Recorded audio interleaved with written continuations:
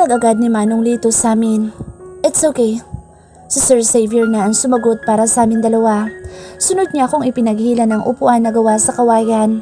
Bahagya pa itong umingit dahil sa pagkakahila ni Sir Xavier. Nang pareho na kami nakaupo ay agad na naglanding ang mga mata ko sa mga pagkaing nasa mesa na hindi ako pamilyar. Nakurious ako sa mga pagkaing nasa mesa kaya isa-isa ko itong tiningnan. May kanin na mainit na nakalagay sa isang plato, smoked longganisa at ang sumunod na pagkain ang nagpalaki ng mga mata ko. Anong pagkain ito? Kausap ko sa sarili ko kaya nang makita ni Manong Lito, ang naging reaksyon ko ay nakangiti itong nagsalita. Binunggor po ang tawag dyan, ma'am. Bale, snail po iyan. Rice snail. Huwag po kayong mag-alala at malinis po ang pagkakaluto sa pagkain na iyan na isa sa delicacies sa lugar namin. Nakangiting paliwanag ni Manong Lito sa akin. Hindi ko napigilan na mapasulyap kay Sir Xavier dahil hindi ko ma-imagine na kakain ito ng ganung uri ng pagkain. I bet kung subukan itong kainin ng binunggor na sinasabi ni Manong Lito. Anak mayaman ito at kahit siguro sa panaginip ay hindi ito susubok na kumain ng ganoong delicacy. Sunod kong sinulyapan ang hugis bilog na pagkain. Gawa ito sa niyog at malagkit na bigas. Yan naman po ang chikot kung tawagin sa lugar namin. Kung ayaw niyo po ng ulam ay pwedeng yan na lang ay kainin niyo at siguradong mabubusog kayo. Dugtong pa ni Manong Lito. Salamat po sa mga pagkaing hinanda niyo, Manong Lito. Pagpapasalamat ko sa kanya. Walang anuman po, Ma'am Monica. Masaya po kami nang nakarating kayo sa lugar namin. Iiwan ko na po muna kayong mag-asawa dito para ihanda ang ilan pa mga gamit na kakailanganin ninyo. Pagpapaalam niya, tumango lang si Sir Xavier, tanda na sumang-ayon ito sa sinabi ni Manong Lito. Hinintay muna namin siyang makalabas ng bahay bago kami nagsimulang kumain na dalawa. Tahimik kaming kumain ni Sir Xavier. Walang kibuan, walang ingay. Nanibago ako bigla. Kahit ang tanungin niya ako sa mga gusto kong kainin ay hindi nito ginawa. Kaya nang magsalita ito sa tabi ko ay muntik pa akong mapapitlag sa gulat. Hindi mo ba nagustuhan ng mga pagkain? Sinulyapan kong muli ang mga pagkain sa mesa. Kumain naman ako ng konting kanin at smoked longganisa pero ang ibang pagkain ay natakot akong tikman. Umiling ako, saglit saka nagsalita. Okay naman po sir ang mga pagkain. Sagot ko sa kanya. Why don't you try the other food? Konti lang ang kinain mo. Napansin pala nito ang kaunting kinain ko. Kahit na hindi ito nagsasalita habang kumakain kami. Okay na po ako sa mga kinain ko, sir. Sagot kong muli sa kanya. Paano ba naman ako gaganahan itong kumain kung alam kong may naiwan akong problema sa Manila habang nandito kaming dalawa. Nagbabakasyon grande sa Kalinga. Nalaman ko na nasa Kalinga kami nang pasimple kong tanungin ng isang dalagitang kasama ni Manong Lito na mag-ayos ng ilang gamit sa tinutuluyan namin ngayon. Mukha kasing walang balak na sabihin ni Sir Xavier kung nasaan eksaktong lugar kami ngayon. Tinitigan lang ako ni Sir Xavier na parang hindi nito nagustuhan ang sagot ko at saka ito muling nagsalita. Gusto mo na bang magpahinga? Biglang naging seryoso ang tono ng boss niya. Idagdag pa ang nakakakabang mga titig niya sa akin. Opo, sana. Gusto ko muna magpahinga para makabawi sa antok dahil sa naging biyahe natin. Pagtatapat ko sa kanya, napatango ito at hindi ko inaasahan na tatayo ito ng walang ano-ano. Sunod nitong iniuusog ang upuan na kinauupuan nito at tumabi sa akin. Let's go? Yaya niya sa akin. Napatingin ako sa kanya nang wala sa oras habang nakatingala. Hindi ko kasi inaasahan na pati ito ay tatayo pagkatapos kong sabihin na gusto ko na magpahinga. Nakabawi lang ako sa gulat dahil sa sinabi niya nang maramdaman kong muli sa likod ko ang pamilyar niyang kamay na humahagod sa akin. Let's go, honey. Ulit niya sa sinabi niya kanina.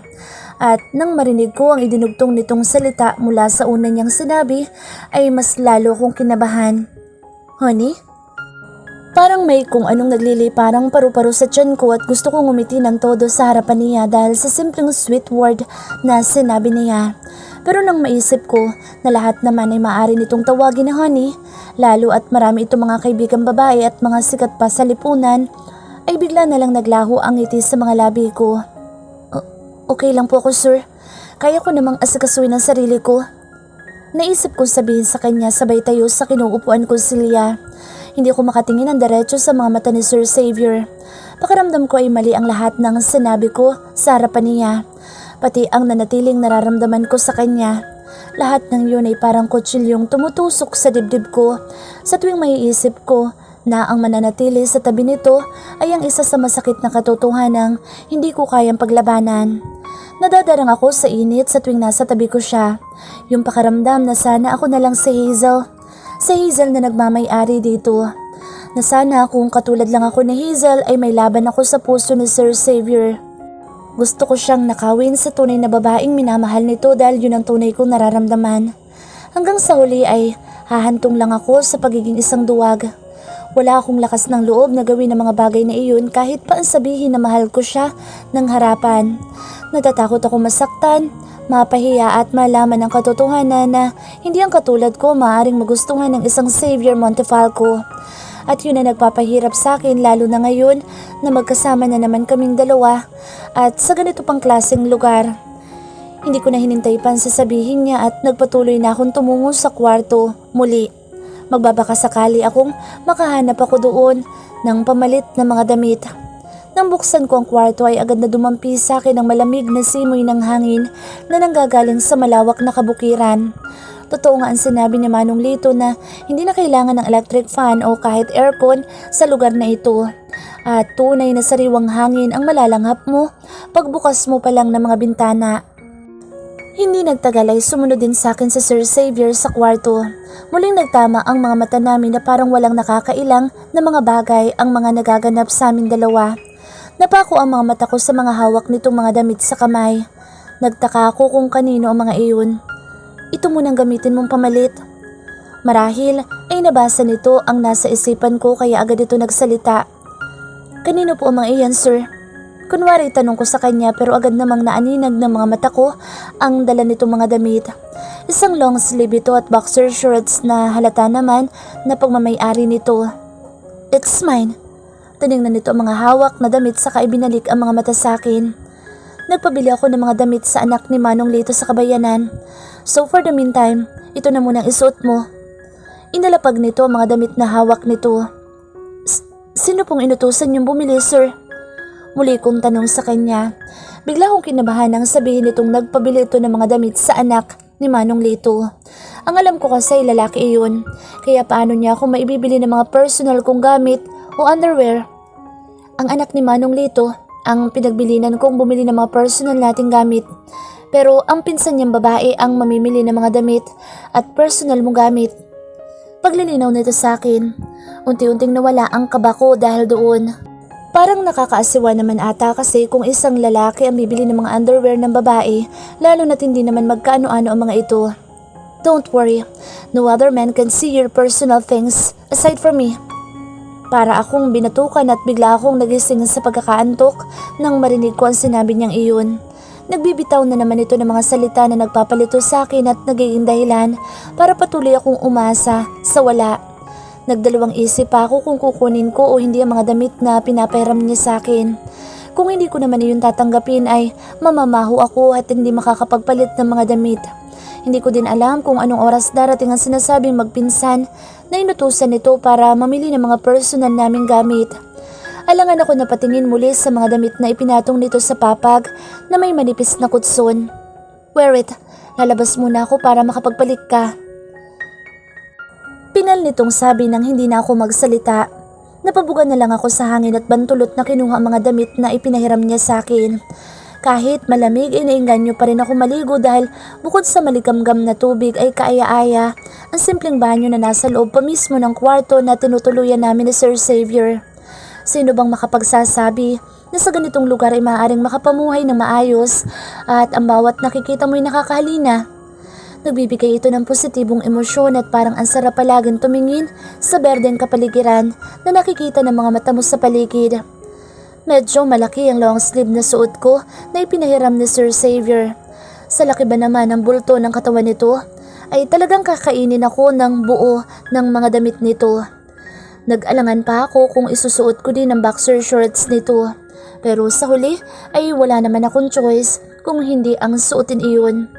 Para tuloy kaming nag-honeymoon nito na pati damit niya ay kailangan ko pang suotin. Inis kong litanya sa sarili.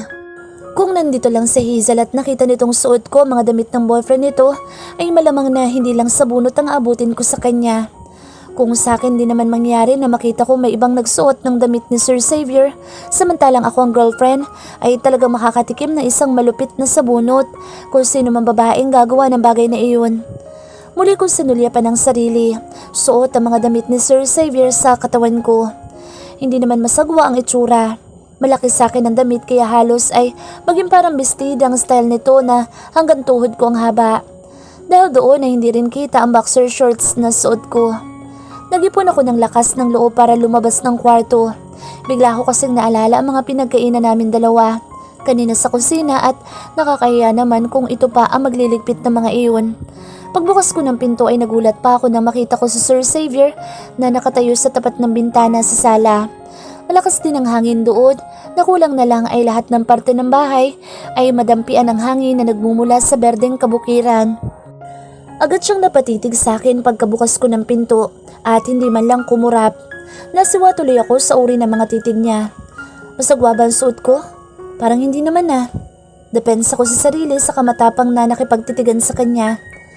Liligpitin ko lang po sir, yung mga pinagkainan natin sa kusina, kaya ako lumabas. Agad kong sagot sa kanya, baka kung ano pang isipin nito, narampa ako ng rampa habang suot ko ang mga damit nito.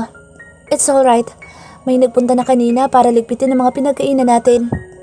Sagot naman niya sa akin, napatango na lang ako dahil doon. Akma na sana ako magpapaalam na babalik na sa kwarto para mag-isip ng ilang plano para makaalis ako sa lugar na ito kung sakaling gusto pang manatili ni Sir Xavier. Nang bigla ay may kumatok sa pinto at doon agad na bumulaga sa akin si Manong Lito at ang mga kasama nito.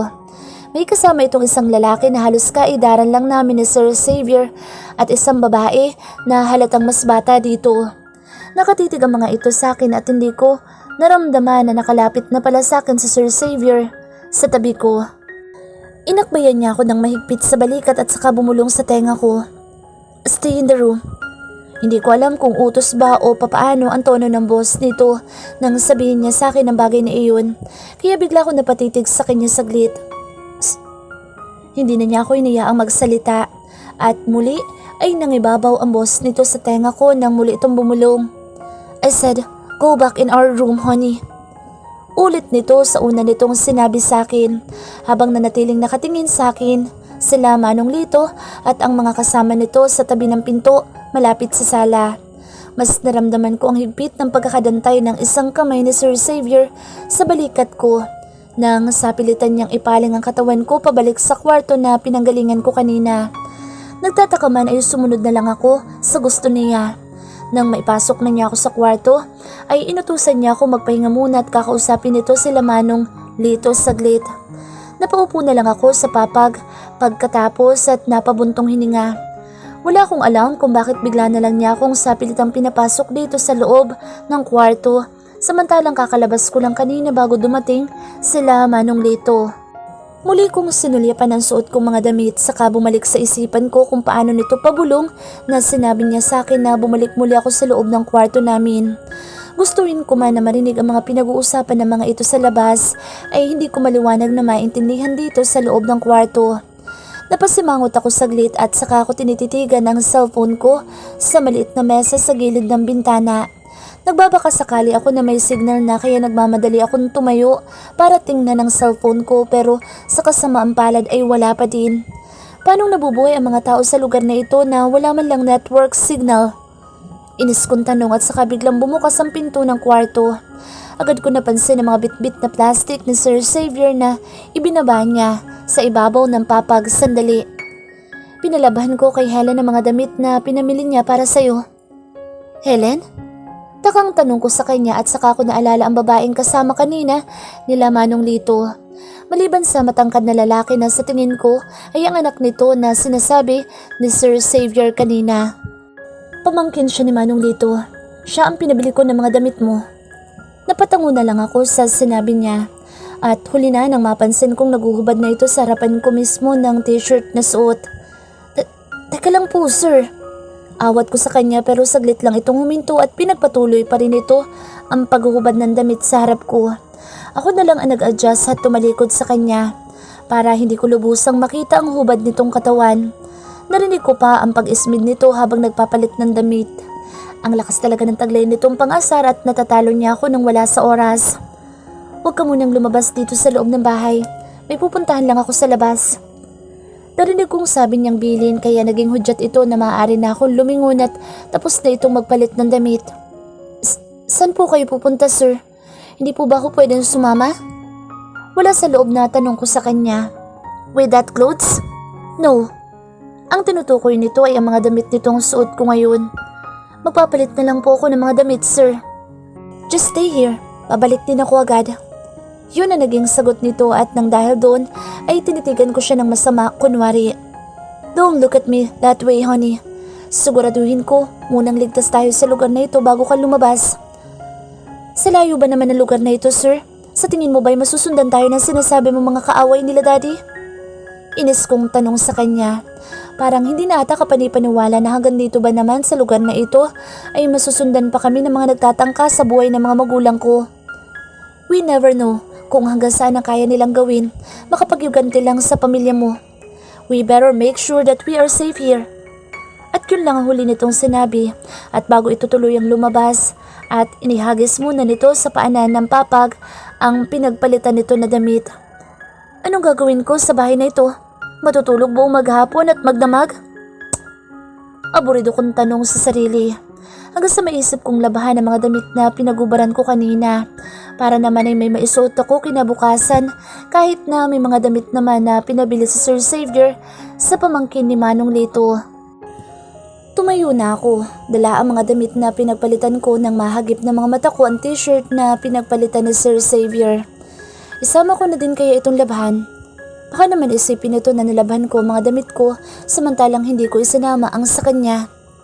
Kahit na labag sa loob ko na isama ko ang damit niya at hanggang ngayon ay naiinis pa rin ako sa kanya, ay kinuha ko na rin ito at magbabaka sakali akong may sabon sa banyo na maaari kong gamitin sa paglalaba.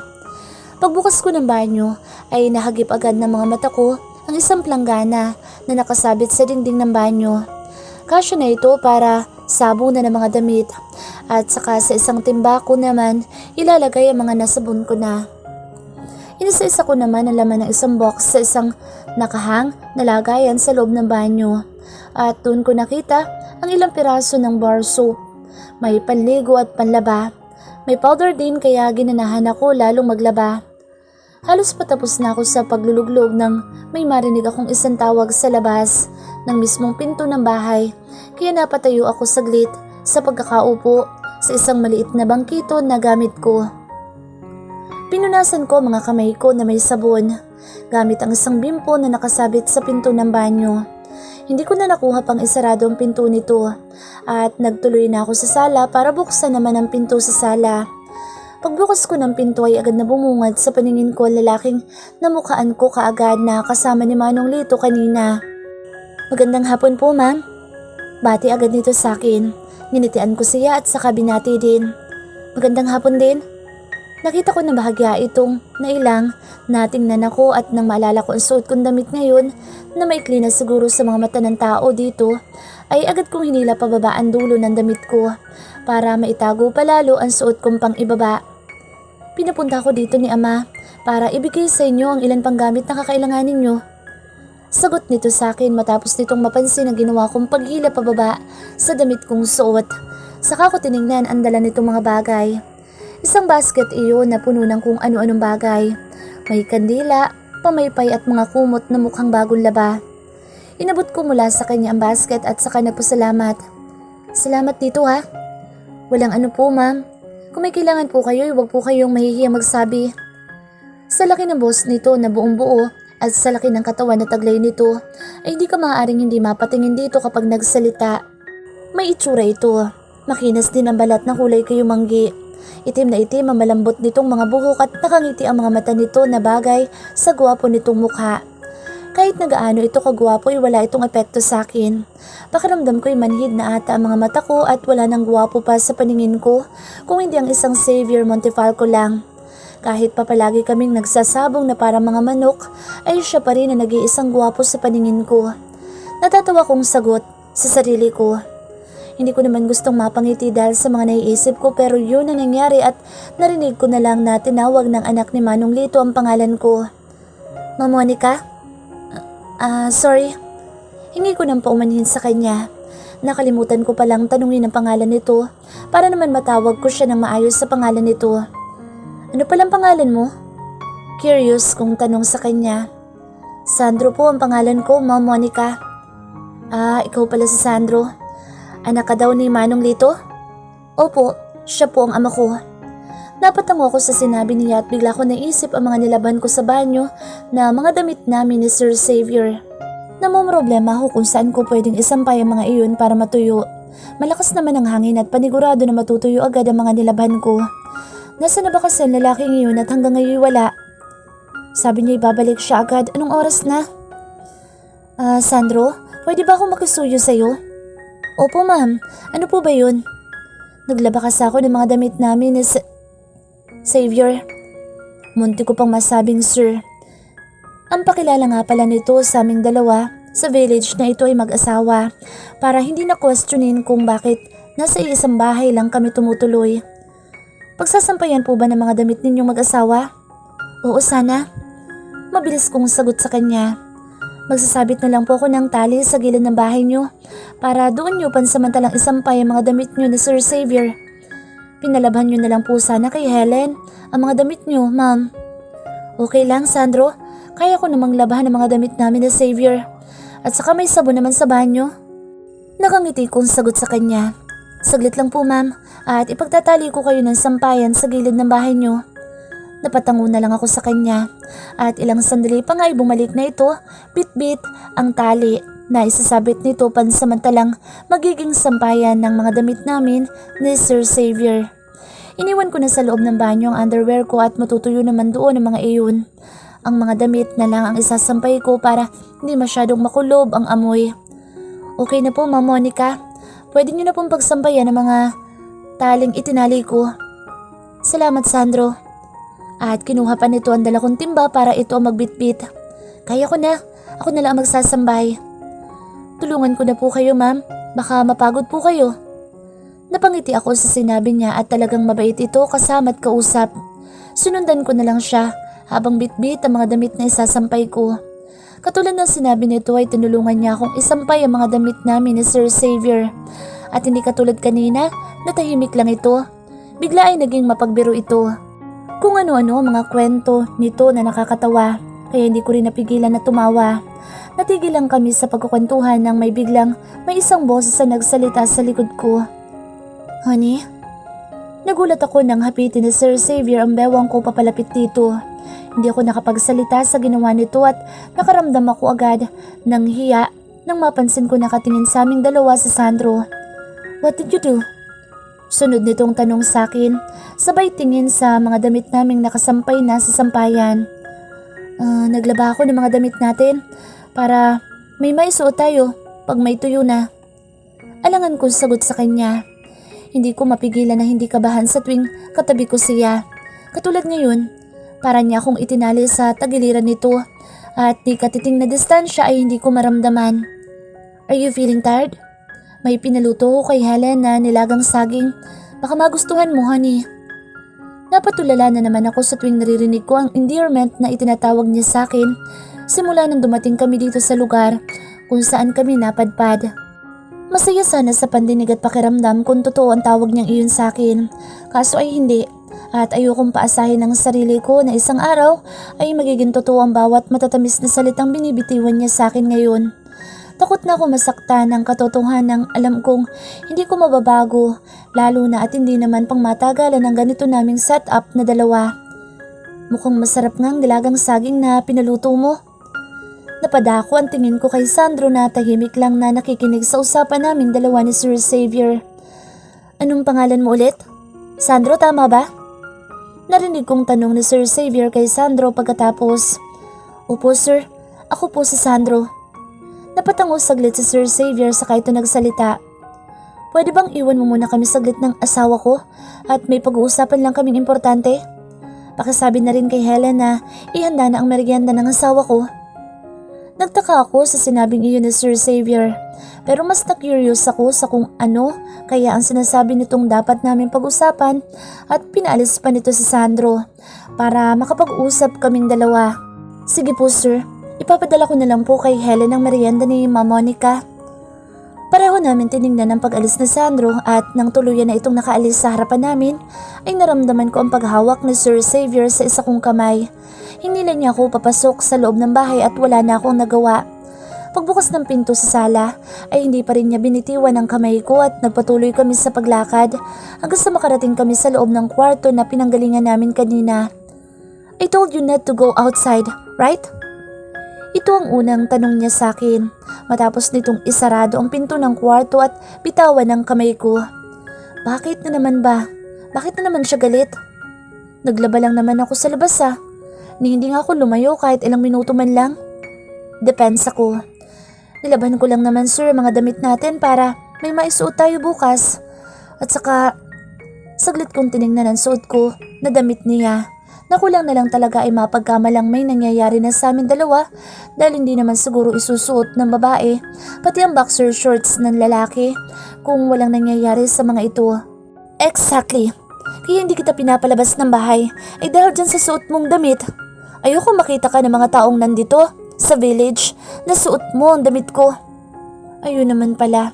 Kaya ito nagmumuryot ay dahil sa makikita ng mga taong nakapaligid sa amin na suot ko ang mga damit niya. Sana pala'y tinanggihan ko na lang talaga ang offer niya kanina. Napahiramin ako niya ng mga damit. Kung ganito na pagmumulan na naman pala ng away namin ng mga damit niya. Kung sana ay pinagdadamot niya na makita ng mga tao na suot ko mga damit niya, sana'y hindi na niya ako pinahiram. Huwag po kayong mag-alala sir. At pag natuyo na ang mga nilaban ko, ay agad ko isasauli ang mga damit na pinahiram mo. Lalaban ko pa. Inis kong sagot sa kanya. At saka ko siya inirapan na talagang ipinakita ko pa sa kanya na naiinis ako sa kanya ng mga sandaling iyon. Hindi na ako nakatiis kaya naman tangka na akong tatalikod nang hilahin niya ang isa kong braso. Where are you going? Matalim ko siyang tinitigan at saka matapang kong sinagot ang tanong niya. Hahanap po ako ng mahihiraman ng mga damit para maisauli ko na sa iyo ang hiniram kong damit. What? Biglang kumunot ang noo ni Sir Xavier nang marinig ang sinabi ko. At mas lalo pa nitong hinigpitan ng hawak sa braso ko. Pilit ko itong hinihila palayo sa kanya pero ayaw niya akong pakawalan na naging dahilan para mas lalo ko mainis. That's not what I mean. Malumanay nitong sagot sa akin at ako naman ang kumunot ang noo pagkatapos. Ano bang gusto pa nitong sabihin? Kasasabi lang nitong ayaw nitong makita ng mga tao sa paligid namin na pinahiram niya ako ng damit. Kaya nga ito nagagalit sa akin ngayon, hindi ba? Hindi ko po kayo maintindihan, sir. Hindi ba't ayaw niyong makita ng tao na suot ko mga damit niyo? O, kaya hahanap ako ng ibang may susuot na damit para may balik ko na ito sa'yo. Muli kong tinignan ang suot kong long sleeve at boxer shorts na panloob naman. Ayokong makita ka ng mga tao na suot mo mga damit ko because... Sinadya nitong bitinin ang sasabihin nito habang sinimulan nitong haguri ng itaas na parte ng balikat ko. Pababa sa kwelyo ng long sleeve na suot ko. Kahit na hindi literal na dumampi ang kamay niya sa balat ko nang gawin ito ang nakakabiglang bagay na iyon, ay parang napapaso sa init ang buong pagkatao ng mga sandaling iyon, lalo na't mariin itong nakatitig sa akin. Nawala ako saglit sa wisyo at tila nagbalik sa isipan ko ang ilang beses na pagnanakaw nito ng halik sa akin na naging dahilan kung bakit parang nakatatuna siya sa puso't isipan ko. Pilit kong maging kalmado habang patuloy siyang nakatitig sa akin. Pero sadyang makapangyarihan ang nararamdaman ko sa kanya kaya hindi ko na rin napigilan ang salubungin ng mga titig niya sa akin na tila nag-aalab. I don't want other men stare at you, most especially that you're wearing my clothes. Not even a single second. May diin itong sabi sa akin na hindi ko agad naintindihan.